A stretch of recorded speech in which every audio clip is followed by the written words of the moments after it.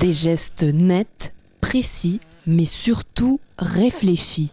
Dans quelques minutes, Michael va abattre ce chêne, une intervention qui se fait dans le respect des règles de la nature. Quand on arrive au pied de l'arbre, on va déjà regarder l'état de la plante. On va faire ce qu'on appelle un examen de l'arbre, ce qui permet de définir où se trouve le poids de l'arbre, si le tronc est droit, s'il y a des difficultés pour l'abattage. Et ensuite, on va donc nettoyer le pied pour éviter de désaffûter la machine. On enlève la mousse. Puis après, je vais faire une entaille de direction qui va me permettre de donner le sens d'abattage. Une fois que j'ai fait ça, je la vérifie en mettant donc mes mains entre les jambes et en remontant droit avec les bras bien tendus, ce qui me donne vraiment la direction d'abattage. Ensuite, je vérifie si on est au bord d'une route que mes sentinelles sont en place, histoire de bien sécuriser la zone. Je crie attention et ensuite j'abats mon arbre.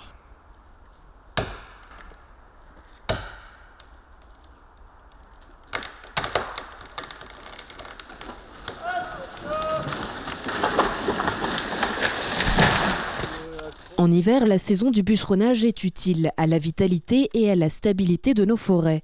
Ici, à Crassier par exemple, les forestiers interviennent en plaine sur des forêts de chênes. Objectif, rendre la forêt attractive, mais aussi pérenniser la biodiversité et améliorer la reproduction de certaines espèces, en faisant notamment de la place. Non, on coupe vraiment pas au hasard, il y a toujours une raison. Donc c'est quelque chose d'assez... Disons que le martelage, le marquage des arbres, c'est quelque chose où on essaie d'être le plus objectif possible, avec une certaine subjectivité. Donc on doit tenir compte de pas mal de paramètres. Donc déjà, quel est l'âge du peuplement, quel est son historique, qu'est-ce qu'on veut atteindre par rapport à cette forêt.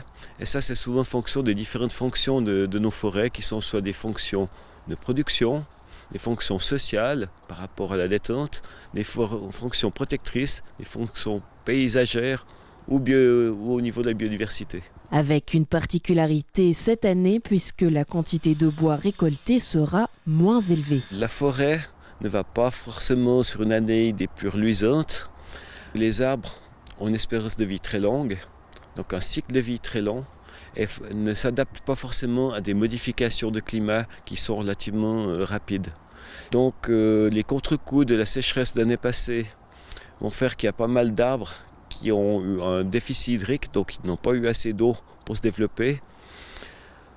Il risque d'y avoir beaucoup de dégâts au printemps, surtout de l'épicéa, qui est une essence très sensible, avec un parasite qui est tristement connu, qui est le Bostrich typographe.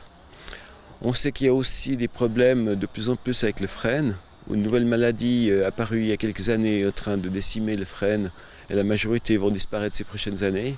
Tous ces bois qui arrivent sur le marché, surtout au niveau de l'épicéa, font que les prix et le marché du bois est en forte diminution. Je vais se venir ici. En Suisse, la gestion des forêts est régie par une des législations les plus sévères au monde. Chaque commune possède son plan de gestion, un document directeur qui définit l'historique de la forêt, son état de santé et les buts à atteindre. Chaque coupe est soumise à une autorisation et est décidée au préalable par un garde forestier. Pour faire forestier, il faut aimer la forêt. Et pour rester en forêt, il faut vraiment aimer cette forêt. Véritable gestionnaire et garant du futur de nos forêts, les forestiers pourraient donc être inquiets pour leur avenir, car aujourd'hui la nature est avant tout malade de l'homme.